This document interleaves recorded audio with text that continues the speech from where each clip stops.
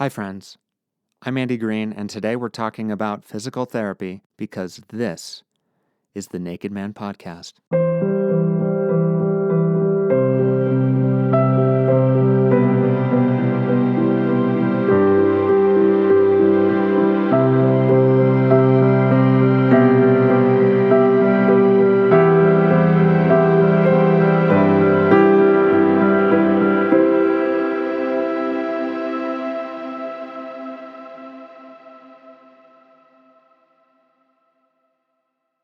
A couple of months ago, I was on a hike in my neighborhood. I was on the way back, and I suddenly had become aware of a rock in my shoe. It was a small pebble, but I felt it with every step under my heel. It didn't hurt so much as annoy me, but it certainly didn't feel good. I kept walking, thinking about the rock and only the rock. I considered stopping to remove the stone, but I didn't want to stop. I didn't want to slow down. The thought of taking off my shoe, of sitting down, or leaning against a tree, or even balancing on one foot while removing the other shoe, because God forbid I touch the dirt with my socks, even if they were going in the laundry hamper when I returned home regardless, was simply not an option. It didn't matter the scenario. I didn't want to do any of that. It was inconvenient. Besides, it wasn't that big of a deal, right? I could make it to the car, make it home, and take out the pebble when I removed my shoes. There was no extra work that way. I continued the hike for a few more steps, then stopped. What the fuck am I doing? I took off my shoe, removed the tiny nuisance, and put my shoe back on. It probably took 12 seconds, if that, before I was back on my way. I realized then that I treat every nuisance, every discomfort, every pain like that rock in my shoe. I wait as long as I can to take it out. I wait so long that I get used to the rock, that I forget it's even there. The problem becomes my reality. It becomes what I'm used to, a perpetual minimizing of anything that bothers me. Or I get to wear it like a badge of honor. Look at me. I put up with this rock for the entire hike. Look how strong I am. Look how good I am at denial. When I was back home in May, I borrowed my parents' SUV. Immediately, I noticed that the driver's side sun visor was broken. It wouldn't stay closed, so the safest route was to have it dangling off to the side, still in my line of sight while driving. Another rock in my fucking shoe. How long had this visor been like that? Because it wasn't my car, my body, I was incensed. This was annoying, distracting, this was dangerous, and I knew from experience that it had probably been like this for a while. Other memories came to me, like when I came home from college and I discovered "Fuck you, die bitch" scratched out on the side of my mom's red Subaru. I asked them what the hell had happened, and my parents said that it was one of the neighbor's kids, the one who had been caught defiantly peeing in our yard one time.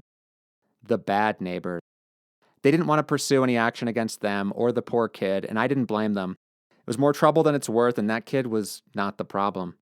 But what I did wonder about was, why haven't you painted over the obscenities on your car? Whenever my mom went to work, to the grocery store, to the mall, to a friend's house, she was bringing that message with her.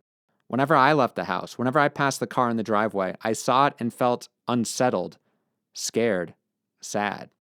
When I asked them about it, my parents hemmed, hawed, shrugged. It didn't bother them. It was a pebble in the shoe that they had gotten used to. Years passed and there was still only tape over it. When my parents finally gave away the Subaru, I believe it still carried this scar. I'm not entirely sure how old I was when I got my first pair of orthotics, but it was around middle school when I was alerted to the fact that there was something wrong with my feet. I had flat feet and they had begun to hurt after exercise, particularly after baseball. So I got orthotics from good old Dr. Newell, a podiatrist for athletes. For the next 20 years, I got a couple of replacements based on new molds of my feet.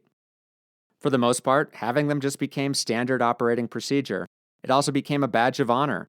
I was good at baseball, racquetball, hiking, in spite of my feet. Despite that, every one of my steps landed on my heels. I walked more and longer than anyone I knew. There was also this story in my head of what could have been. Imagine how fast or athletic I would have been with normal feet. However, any outing or adventure that would require removing my shoes, my orthotics, and be barefoot brought with it anxiety because I knew my feet would hurt. And I also imagined judgment from everyone around me. Every trip to the beach had additional mental math, had shame attached to it because I would be the guy in socks and shoes until the last possible moment. and would dread the moment of putting my sandy feet back in the socks and shoes after a day of swimming. Sandals just weren't an option. At least, that had become my truth. I know I've mentioned this before on the podcast, but when I talked about this with my friend Kyle, he was immediately like, they must have sandals for people with flat feet. And yeah, they did. They're called Archies. I was going to order them online, but to avoid the egregious $5 in shipping costs, I decided to look up if they were in stock anywhere nearby. Turns out there was a physical therapy office called Physical, Fyzical, within walking distance of my apartment. I went there that week, bought a pair of sandals, and while at the office, discovered that they made orthotics. It had been a while since I had had new ones. Was Dr. Newell even alive anymore? I also had been waking up to more pain than I was used to, in my back, my neck, my knees. I chalked this up to getting older, but also minimized it. I didn't want it to be true, to be happening, because I was the healthy one. I was the one who never got hurt. Our family was the healthy family. My dad never gets sick. I never get sick. Indeed, I used to have a mind over matter belief about feeling poorly or getting sick, and still find myself going there. Sure, there was the week after my wedding when I woke up and my neck felt like an immovable block, in so much pain that I could hardly walk, let alone move my neck in any direction. But after a lot of ice packs and heating pads, I was back to normal. It was just stress, evidence of 2020. I'm young, damn it.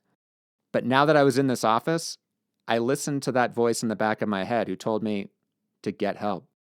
The office checked if they accepted my insurance, and miraculously, they did. I just needed a referral from my primary care physician. And for once I actually had one of those, so I put in that referral, then went back home for my post-wedding bachelor party. I remember that I got a call from a physical office trying to set up an appointment for me while I was out of town, but it was the office way in Ventura, not the one within walking distance. I would need to get a different referral. I didn't do that. An entire year passed. I don't remember what finally got me to circle back, but it was a couple months ago when I called the physical office, made an appointment, and reset the referral process. I walked in, and immediately, Dr. Jane Mead sized me up and new changes were needed. My old plastic orthotics were not only out of date technologically, but out of date for me personally. They were built for a growing teenage Andy. They were doing adult Andy no favors, no longer challenging my feet, only ensuring that they stayed the same, weakening my feet. Jane had me walk for her in a straight line, noticing my feet were splayed with every step. My neck was out, up, always straining, always working. No wonder it hurt. When I was standing, my default position was a leftward lean, weight on my knee. No wonder it hurt. She also immediately noticed that my right shoulder was crooked. Back in college, I had slipped on a mound of black ice and landed directly on it. The hospital doctors explained to me that the shoulder hadn't been completely separated, so they couldn't simply put it back in place. They said that it would heal naturally over time. It didn't. Over the years, I had a vague sense that it wasn't healing, that maybe something was wrong. Ironically, it wasn't any physical activity that gave me this awareness, but the long days of typing where I noticed that the shoulder was sore. But those days were few and far between. It didn't seem like that big of a deal, and I forgot it, repressed it. There was and is literally bone and cartilage jutting out of my collarbone, yet I'd become blind to it, resigned to it. Because of that, now my shoulder was weak, stiff, immobile. My stomach, my core, was nowhere to be found in movements and motions that normally required them. When I sit down or stand up, I use my arms and legs, not my butt, not my abdomen. My spine had an unnatural curve. My organs had even shifted onto one side. Because of how I carried myself, because of how I carried my anxiety, I overworked my feet, my knees, and my neck. I moved like a block. I moved my foot like it was one bone instead of 26. This wasn't news to me. Ever since childhood, my immobile toes had been compared to the elastic ones of my sister. Instead of looking to change that, this only served to resign me to being deficient. My feet were and are my weakness, a point of shame. That was just the way it was supposed to be. In addition to the new orthotics that were designed by a fancy pants machine that I stood on and walked on, Dr. Jane recommended 6 weeks of physical therapy twice a week. When I got home, I felt elated, empowered, proud of myself for taking action, and in love with the story that this office, this doctor had materialized within a stone's throw away. A powerful destiny. I remember wanting to do a monologue after that first week, but I didn't. Too busy or unmotivated, perhaps, or maybe there was a part of me that knew the story wasn't over. And it wasn't, because the next 6 weeks weren't empowering. I was relearning how to sit, to stand, to walk. I'd always had this vague belief that I was doing something wrong, that other people knew something I didn't. Sure, I knew that was a universal feeling, but here I was at 34 years old, being told that that was actually true. My natural state of being was wrong. Now, that's not how it was expressed to me, but it's how it feels. When I was relaxed, my posture was terrible. When I was working, which is almost always sitting at a desk, my posture was also terrible. How I slept led to increased pain and discomfort in my body. It reminded me of learning a couple years ago that I grind my teeth at the dentist. That's something I do unconsciously while asleep, a function of my anxiety, had worn down my enamel and exposed my teeth, leading to sensitivity and pain that has already resulted in fillings and other dental procedures, with the possibility of more serious ones on the horizon. The things I had control of, brushing and flossing and using mouthwash, those were met with raves by my dentist, but it didn't matter. I still found a way to hurt myself. Basically, every moment of my day, waking or otherwise, was now under fire, now wrapped up in conscious thought and effort. I couldn't get comfortable because I didn't know how to anymore. Comfortable, for me, had become synonymous with pain. I always had a hard time relaxing, but the last couple months have made that even more the case. And because it felt like exercising would make everything worse, when the opposite was true, I shied away from the hikes and walks that I used to do. I felt like the rock in my shoe. I was trapped in a body that felt ancient.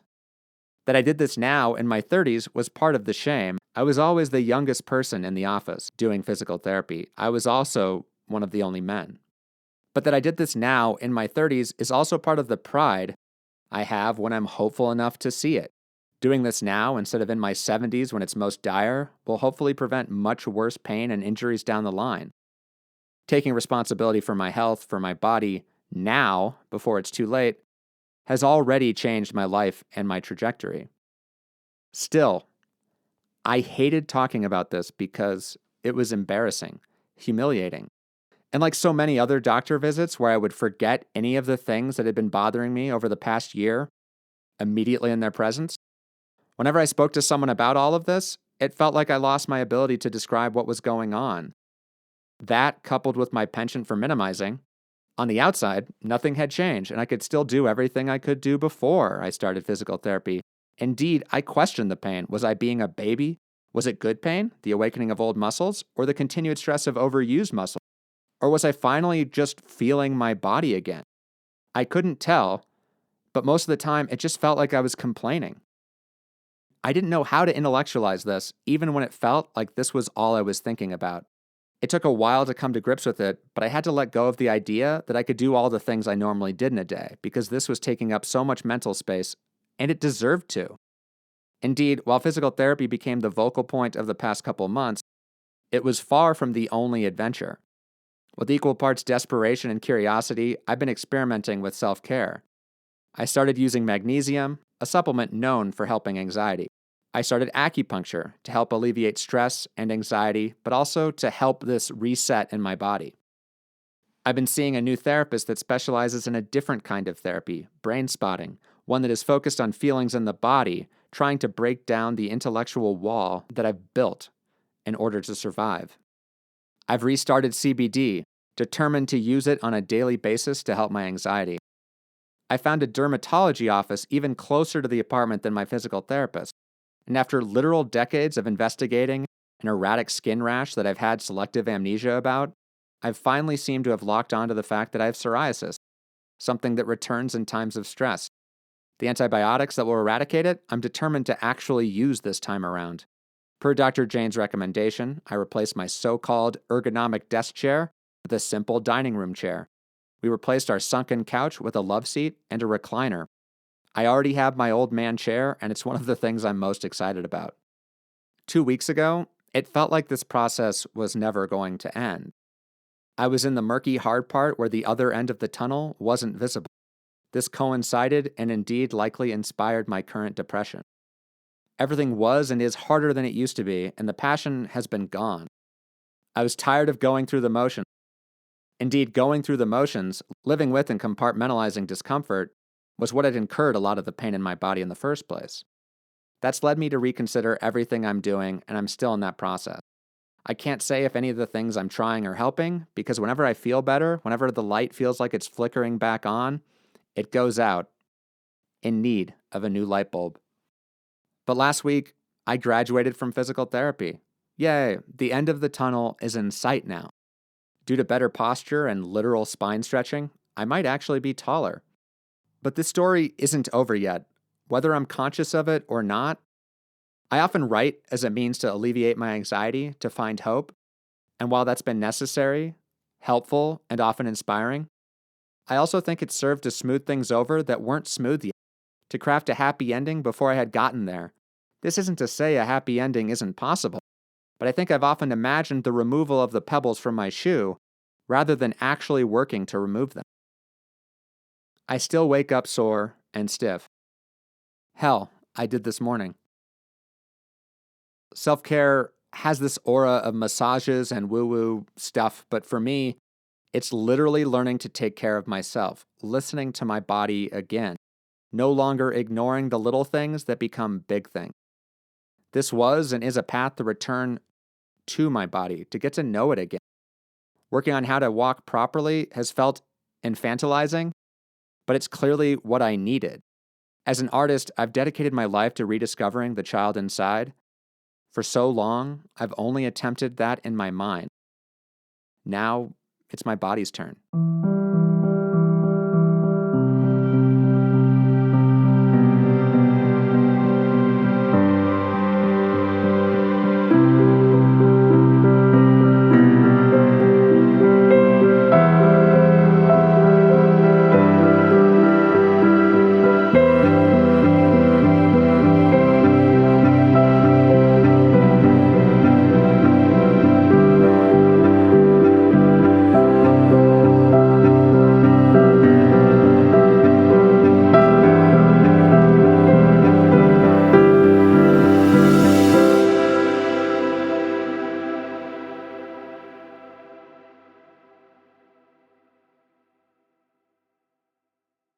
This episode of the Naked Man podcast was written and performed by Andy Green. The Naked Man is a podcast hosted, created, and produced by me, Andy Green. All music was composed by Robert Panico, and all graphics were created by Christopher Miles.